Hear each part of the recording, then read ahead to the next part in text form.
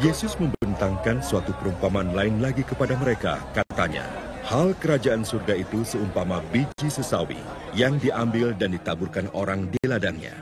Memang biji itu yang paling kecil dari segala jenis benih, tetapi apabila sudah tumbuh, sesawi itu lebih besar daripada sayuran yang lain, bahkan menjadi pohon, sehingga burung-burung di udara datang bersarang pada cabang-cabangnya. Dan ia menceritakan perumpamaan ini juga kepada mereka. Hal kerajaan surga itu seumpama ragi yang diambil seorang perempuan dan diadukkan ke dalam tepung terigu 3 sukat sampai kamir seluruhnya. Semuanya itu disampaikan Yesus kepada orang banyak dalam perumpamaan, dan tanpa perumpamaan suatu pun tidak disampaikannya kepada mereka, supaya genaplah firman yang disampaikan oleh Nabi. Aku mau membuka mulutku mengatakan perumpamaan.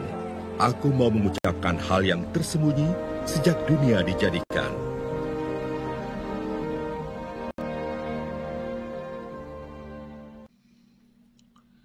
Saudara-saudariku yang terkasih dalam Kristus, perumpamaan Yesus hari ini menjelaskan konsep kerajaan Allah dalam pengertian yang sederhana.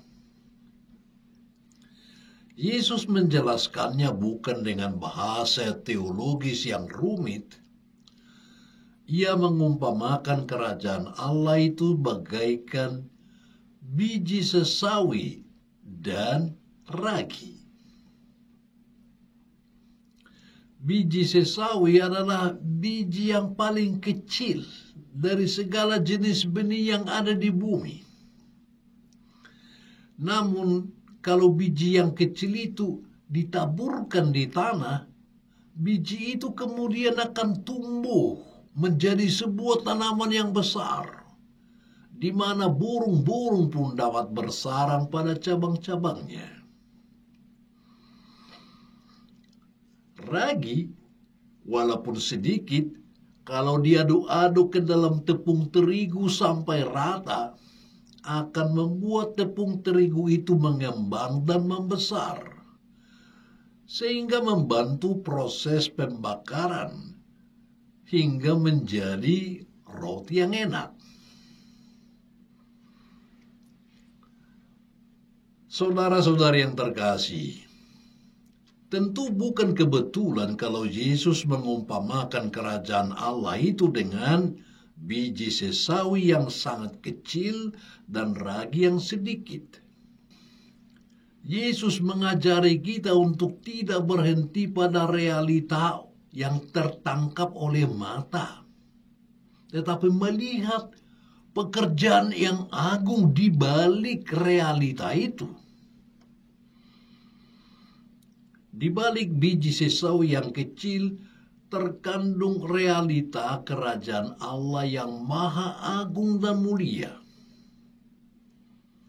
Di balik ragi yang sedikit dan sederhana, terkandung daya kebesaran Allah yang mampu mengubah segala sesuatu dari yang kecil menjadi besar. Dengan kata lain, di balik apa yang kecil dan sederhana ini, kita bisa melihat kebesaran Allah yang luar biasa mengagumkan. Saudara-saudariku, Yesus memilih biji sesawi yang kecil dan ragi yang sederhana untuk menggambarkan iman kita orang beriman. Kalaupun iman kita itu kecil, bila ditanam dan dipelihara di hati kita, akan bertumbuh dalam menghadapi pergumulan hidup. Iman itu akhirnya akan menjadi besar dan dapat menolong mereka yang sedang lemah imannya. Demikian juga sebagai ragi, setiap orang beriman seharusnya menghadirkan pengaruh baik bagi lingkungannya. Menjadi ragi artinya mengejawantahkan iman itu dalam cara berpikir kita, dalam perkataan dan perbuatan kita, sehingga di lingkungan manapun kita berada, kehadiran kita membawa kemajuan dan perkembangan, dan bukan malah membawa kemunduran dan kehancuran. Saudara-saudariku yang terkasih, di dunia kita sekarang ini terjadi berbagai macam kemajuan dan perkembangan yang menawarkan banyak kemudahan.